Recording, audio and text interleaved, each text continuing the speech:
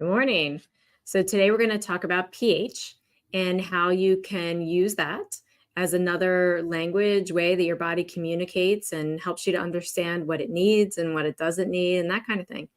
So we've talked about pH quite a few times. I don't know that I've done it in this way. So I thought I would go through and share you some different tools that I use. There was Dr. Carrie Reams studied this extensively. And when I say pH, I don't mean the kind that they get from your blood tests that test your blood pH.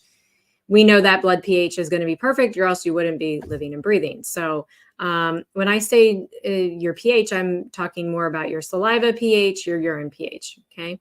So your saliva pH is going to give you an understanding or a picture of how well your digestive system is working.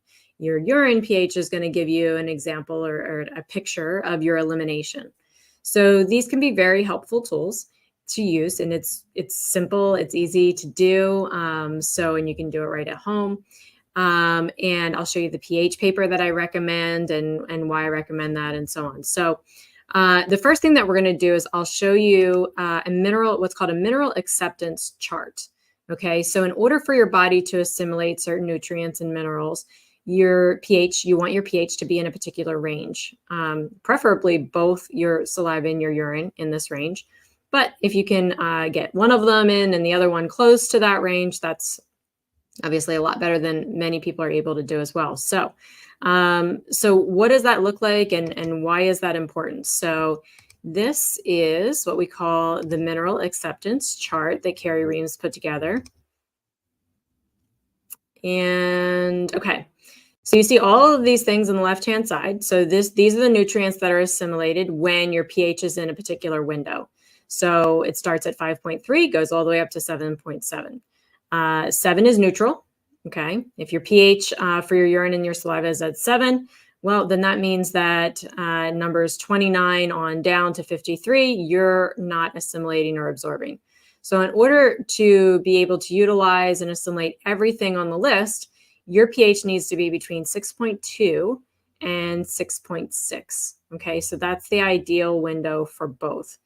And this is important because these are like iodine, for example. Iodine is so important when it comes to helping our breasts detoxify and our thyroid, and every cell needs iodine. Selenium, your heart. Zinc is a big one. We talk about zinc for your immune system. That was huge years ago, right? Zinc. So it's also important when it comes to our digestive enzymes and being able to break down our food. So you need all of these. I wouldn't say, hey, this is one you could go without, because we need all of it in different levels and in different ways. But if we stop at 7, or if we focus on neutral or even alkaline, if we're too alkaline, we're going to have the same problems as if we're too acidic. So what tends to impact this is sometimes people will go on a particular diet that will start moving their pH in a certain way. And that's great because maybe they were over here at 5.5, right? And people think, well, 5.5 to 5.6, that's not a big jump, but you can see the difference. There's already 4 things that you can assimilate better at 5.6 than you can at 5.5. So even just one number is a big jump. And when it comes to pH, those one numbers are big leaps. So maybe you start to change your health, whatever, and you start eating a new diet or drinking lemon water or whatever, and that's starting to move your pH closer here to where you're assimilating more nutrients and you feel really, really good. But if you're not monitoring that, you could overcorrect then and move too far to the other side and create the same problem that you came from. And that's where sometimes long-term solutions shouldn't necessarily be long-term solutions. Sometimes they're short-term to help us to get to a certain place, and then maintaining looks a different way. So as the body heals and you move through those layers, that's why it's important to have some guidance there and to understand how that should look at each of the different phases and not just one. So this is really helpful in understanding why this is important, okay? Because we want to be in this particular range, 6.2 to 6.6, okay? And so let me show you the kind of pH paper that I like. And this is a really good one. You can get it on Amazon. It's cheap. Sometimes you can find this at your local drugstore, like if you have a CVS, Walgreens, you may be able to find it there too. The part to be cautious of here is because they all look the same. If I scroll down, you'll see here, they all look the same, but they're checking different ranges. Okay. This one is the good one because it's checking a range of 5.5 to 8.0. If you're higher than 8, that's not really too helpful to know. We've got to get you, you have to be much more acidic than that. And if you're lower than 5.5, again, the same idea, we've got to move you up. So this paper is really ideal because we get a lot of those mid-range numbers, which is where we want to sit. So you can see it's $10.99. It's not expensive. 2 or more, save 12%. Can't beat it. If you want to get a couple of them, keep them in different bathrooms, that kind of thing. So how do you, what's the best time to take it? Now, this is where some of the literature kind of varies a little bit depending on what you look at.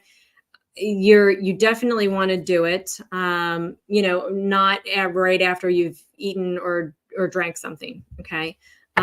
So give it about an hour outside of that. And now if it's beforehand, then that's fine. But if you have just, let's say had, a big bottle of water or whatever, that maybe the pH has already been altered on there, and then that could manipulate the result a little bit, not give you as true of a range. So I find with my clients, the easiest time to get them to take it when, those factors aren't in place are first thing in the morning when you wake up. So you can do, before you've eaten or drank anything, usually the first thing I do is to go pee. And that's what a lot of my clients do. So I have the pH paper sitting there with like maybe a little notepad where you can record the numbers. You'll take your urine, record your number, take another strip, record your saliva, record the number, or take your saliva, record the number. And it doesn't necessarily mean you need to respond to it day to day, but watching your track record overall and watching how maybe different food choices the day before changes things and alters things. That can give you a lot of insight into what you could be doing differently or you could be doing in a better way. So sometimes people will say, well, they'll ask me, should I be drinking lemon water? I don't know. What's your pH? If you're sitting at 5.5, drinking lemon water putting lemon in your water throughout the day can be helpful. But if you're the person that's sitting at an 8, no, you definitely wouldn't want to do that. And there's it's an indication that usually there's mineral deficiencies involved there. So take calcium, for example. There's many different variations of calcium, and different variations will impact your pH in different ways. So, calcium citrate will help you go one direction. Calcium lactate will help you go in another direction. So that's another thing when people take supplementation, say, oh, I take calcium because I heard it was good for my bones. Well, not all calcium is the same, and it doesn't mean you're going to assimilate it the same, and you could be using it in different ways. So that's another thing too, to keep in mind, that when you get into those lower pH numbers, like if you're always sitting at a 5.5, lower than 6.2, as you start to become more acidic than that, your body will break down bones. So if you have a concern about osteoporosis, osteopenia, bone health, that can be something that you definitely want to start watching, because this can be a helpful tool for you. And balancing that pH can prevent bone loss. So again, this could be an easy win, an easy thing to monitor and to help you to just eliminate some of the low-hanging fruit that might be impacting your health. Because you'll get different symptoms either way. I mean, you could have symptoms of anxiety, and that can come back to your pH being imbalanced. We would not usually associate those two things, but it's very possible. Constipation, IBS, all of that can be impacted. So many things can be impacted by your pH. So if things are digesting very slowly and yet you're eliminating very quickly, or maybe they're both way too fast, and you're not absorbing nutrients.